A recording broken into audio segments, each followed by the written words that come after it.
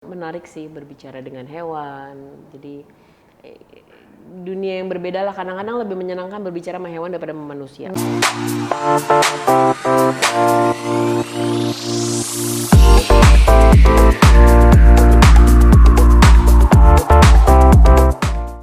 Hai G-Friends, don't skip, don't scroll. Pokoknya kalau kamu berani nonton terus sampai habis G-Talks hanya di G24 Channel. Bersama saya Zahra Salimah, tentunya hari ini G-Talks akan kedatangan seorang sosok yang sangat inspiratif. Dimana wanita ini udah pasti deh dikenal sama semua kalangan masyarakat Indonesia ya sepertinya. Dan pastinya nih dikenalnya sosok yang mungkin bisa dikatakan frontal, pegiat sosial yang memang sangat berani untuk menanggapi isu-isu pemerintah saat ini. Dan pastinya akan seru banget 30 menit kita akan berbincang bersama dengan narasumber kita. Siapa lagi kalau bukan Melanie Subono. Hai. Kak Melanie, apa kabar? Cukup waras. Cukup waras. Sehat dan waras. Harus selalu sehat dan waras ya, alhamdulillah ya. Tapi tentunya nih Kak Melanie, hari ini di tengah kesibukannya kita ucapin makasih banyak. Sama-sama. Udah mau ya hadir di studio. Dan pastinya kita jadi makin penasaran nih, apa kabar sih Rumah Harapan Melanie? Boleh diceritain ke G-Friends. Rumah Harapan baik. Tahun ini adalah masuk tahun ke-15. Wow. Rumah Harapan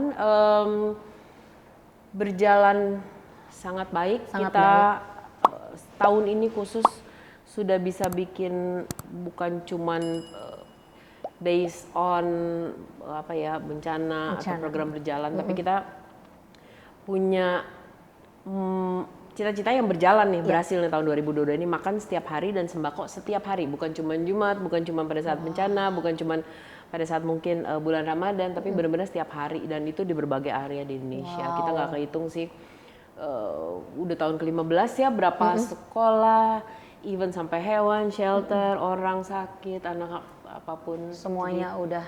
Iya, puji Tuhan berjalan baik banget sih, berjalan baik banget. Karena kita menjaga trust, kita menjaga kepercayaan orang benar-benar berjalan. Tentunya ini berlangsung 15 tahun, tantangannya juga luar biasa ya. Asli. Yang dihadapi. Bukan lagi. Apalagi kemarin 2 tahun terakhir pandemi, pastinya makin ibaratnya tuh makin ada tantangan tersendiri. Nah, itu untuk si Rumah Harapan Melanie. Tapi bagaimana untuk Melanie Skidos? Kita juga mau tahu dong kabarnya. Melanie Skidos baik, sekarang ada 19 anak PAUD-nya sih, kita nyebutnya anak PAUD 11 gitu, Melanie Skidos.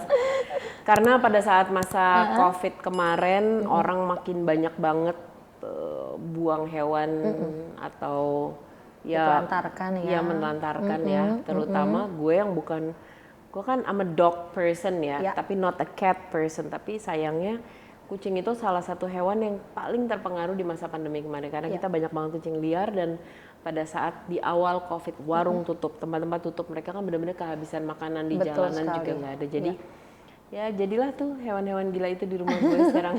Hewan-hewan gila, tapi tentunya sekarang jadi memiliki tuan rumah baru. Iya, karena di masa COVID ini gue akhirnya menajamkan sebuah skill yang mungkin kita ngertinya itu sebagai body linking atau animal stock. Jadi gue berusaha berkomunikasi dengan hewan, ngobrol dengan mereka, dan gue akhirnya even di masa COVID gue mengeluarkan buku tentang berbicara dengan hewan. Jadi itu walaupun gue masih punya guide-guide dan mentor-mentor, cuman menarik sih berbicara dengan hewan. Jadi dunia yang berbeda lah. Kadang-kadang lebih menyenangkan berbicara sama hewan daripada sama manusia. Nah, lebih menemukan kedamaian tersendiri. Asli. Ya kan? Tapi nih ngomong-ngomong berbicara dengan hewan, tentunya berbicara di sosial media itu masih terus diberlangsungkan menanggapi isu-isu pemerintah ataupun isu-isu sosial saat ini di Indonesia. Nah, gimana tanggapannya Mbak Melanie untuk saat ini? Gini, gue terus dan akan terus berbicara karena first orang nanya kenapa lo ngomong, gue sadar ternyata gue powerful. Nah, musik pada saat kita bermusik atau berkesenian itu jauh lebih didengerin. Orang tuh kadang lebih hafal apa yang kita omongin sebagai influencer atau sebagai musisi ketimbang mak bapaknya ngomong apa di rumah atau gurunya ngomong apa gitu. Kita lebih didengerin. So itu dan dikawinkan dengan kemajuan teknologi dan sosial media atau apapun itu sekarang sebenarnya susah untuk pemerintah menyembunyikan banyak informasi. Kalau dulu mungkin kita cuma bergantung pada satu koran atau apapun. Iya. Sekarang lo mau ngumpetin apa-apa, udah ada medsos Iya, nih, betul lo mau ngapa-ngapain banget. kelihatan nih gitu. Jadi selama kita nyikapinnya benar, itu bisa menjadi alat kita buat buat ngejaga tracknya Untuk mereka. bisa Tapi di sisi mengawal ya. lain banyak yang nggak menggunakan medsos juga dengan cerdas. Jadi banyak yang hoax juga jauh lebih gampang.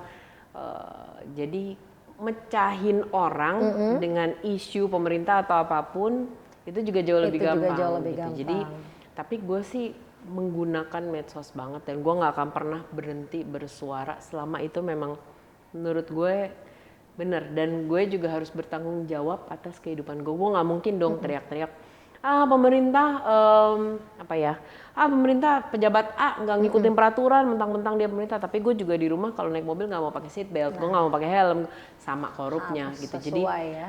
berat di sisi gue harus jadi orang yang tidak melakukan hal yang gue protes. Jadi jaga dirinya juga akan lebih berat sih. Oh, luar biasa sih. Karena memang kalau mungkin dulu sebelumnya sosial media bisa semaju sekarang, dulu kan kita cuma bisa ngejaga lisan. Tapi sekarang Ya, tuh betul. jempol, jari jemari kita juga harus kita jaga ya. Secanggih-canggihnya teknologi, belum ada satu teknologi pun yang bisa digunakan untuk menghapus rekam digital. Rekam jejak digital tuh nggak ada. Jadi memang kita harus berhati-hati banget karena apa yang berasa fun, lucu gue cuman nyampah one day anak cucu kita masih bisa ngeliat itu. Bakal bisa ngeliat, jadi harus hati-hati ya G-Friends ya. Gue nggak ngaco, Ya. gue bergerak berdasarkan data. Gue melawan karena bukan urusan gue sendiri.